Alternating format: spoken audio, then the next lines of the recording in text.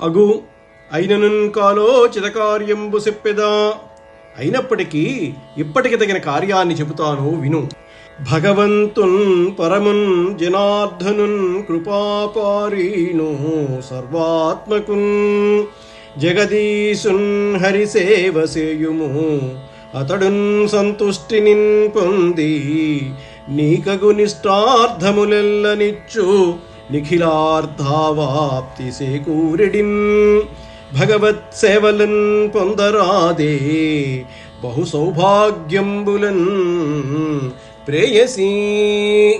ప్రియమైన అదితి, విష్ణుమూర్తి భగవంతుడు, పురుషోత్తముడు, జనార్దనుడు, దయాసముద్రుడు, సర్వాంతర్యామి, జగదీశ్వరుడు కనుక ఆయనను ఆరాధించు. ఆయన సంతోషిస్తే చాలు, నీ కోరికలు అన్నీ తీరుస్తాడు, అన్ని ప్రయోజనాలు నెరవేరుతాయి. అతనిని పూజించి సమస్త సంపదలను పొందు. అప్పుడు అదితి కశ్యప ప్రజాపతిని ఈ విధంగా ప్రశ్నించింది. స్వామి, పరమాత్ముడైన శ్రీ మహావిష్ణువుని ఏ విధంగా ధ్యానించాలి? అందుకు తగిన మంత్రమేది? దాని నియమాలు ఏవి? పూజింపవలసిన కాలమేది? సెలవివ్వండి అని అడిగింది.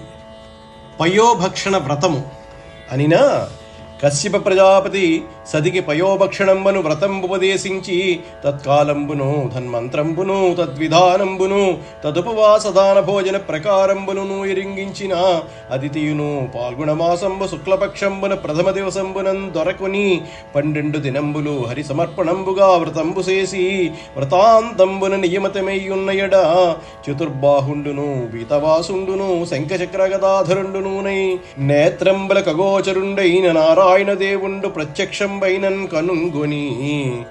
పై విధంగా అడిగిన అదితికి కశ్యపుడు పయోభక్షణం అనే వ్రతాన్ని ఉపదేశించాడు. అందుకు తగిన కాలాన్ని, మంత్రాన్ని, నియమాన్ని, వ్రతకాలంలో పాటించవలసిన ఉపాసనా విధిని, దాన భోజనాది విధానాలను బోధించాడు.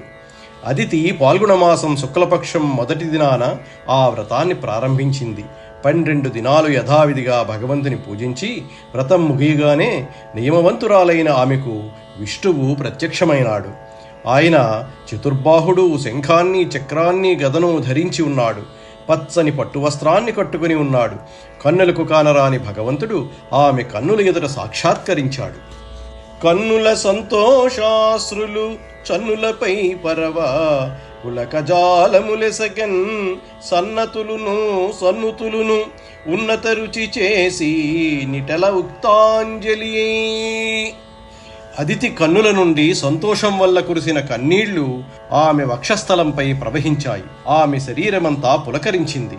భక్తితో స్తోత్రాలు చేస్తూ నుదిరిపై చేతులు జోడించి స్వామికి నమస్కరించింది.